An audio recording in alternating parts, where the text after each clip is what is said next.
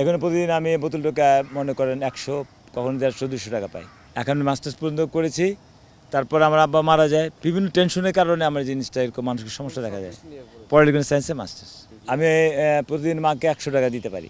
এই পার্কে ঘুরতে আমি বোতল টোকাই, এটা আমি জীবিকা নির্বাহ করি। এই টাকা দিয়ে বোতল বিক্রি করে এই টাকা দিয়ে আমি সংসার চালাই, আমার মাকে দিই। আর কিছু মানুষের উপকারও করি, সবসময় ভালো কাজ করার চেষ্টা করি। আসলে আমি তো অন্য কোনো প্রফেশন যেতে পারি না, মানসিক রোগী হঠাৎ ওই ক্ষণে ভালো এই ভালো দেখে হঠাৎ করে মানুষ উল্টা পাল্টা কথা বলি। একটা আনসার ভাই পুলিশ ভাই বলে আপনি বোতল টোকা চলতে পারেন, এই জন্য এবার আমি বোতলটা টোকাচ্ছি হচ্ছে 1 বছর যাবৎ। কারণ এই দেখলাম এইটা খুব ভালো একটা কাজ। অনেক সময় দেখেন বাইরে বোতল পড়ে থাকলে এগুলো নোংরা মনে করেন এই আবর্জনা পরিষ্কার হয়, ভালো কাজ। এখন প্রতিদিন আমি বোতল টোকা মনে করেন 100 কখনো 150-200 টাকা পাই।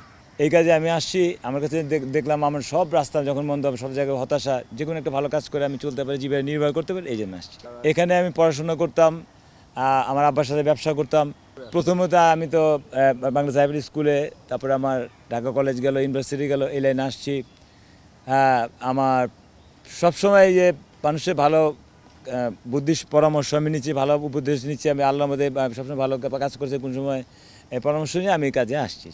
আমি প্রতিদিন মাকে 100 টাকা দিতে পারি বোতল বিক্রি করে, কখনো বা 100 টাকা, কখনো 200, কখনো 30, 50, যখন যা আসে আলহামদুলিল্লাহ। আমার তো হিসাব করলে আমি তো মানসিক অসুস্থ মানুষ, আমার মনে হয় এইভাবে জীবনটা চলে যাবে। পরিবার পরিজন দেখতে গেলে আমার ভাই আছে, বোন একটা বিয়ে দিচ্ছে, মোটামুটি ভালো আছে, তার ডাল ভাত খেয়ে, ছোটো একটা বোন আছে। এখন ওইটা তো চিন্তা আমি করি না, আগে আমি মানসিকভাবে স্বস্তির ব্যাপারটা আমি সম্পূর্ণ যে মানসিকভাবে যখন ভালো হবো তখন আমি এটা চিন্তা করবো। যে এখন মাস্টার্স পর্যন্ত করেছি, তারপর আমার আব্বা মারা যায়। বিভিন্ন টেনশনের কারণে আমার জিনিসটা এরকম মানসিক সমস্যা দেখা যায়।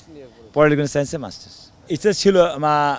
মামা তো আমার জীবনে চাকরি করছে, মামা মাস্টার্স পাস, উনি তো মা বললে তোমার মামারা দেরি করে যখন করছে, তুমি একটু দেরি করে করো বিয়ে শাদী ব্যাপারটা। তারপর এই তো আমি এইভাবে জীবনটা কাটিয়ে দিচ্ছি।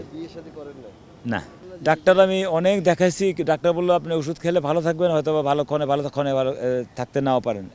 এইটাই, তারপর তো যতদূর পারি আমি নিজের বুদ্ধি খাটিয়ে আমি চেষ্টা করি ভালো থাকার জন্য। এইটা বোতলের সকালে আমি 10টায় করতে বের হয়ে যাই, বের হওয়ার পরে আমি সন্ধ্যার পরে বাসায় চলে যাই।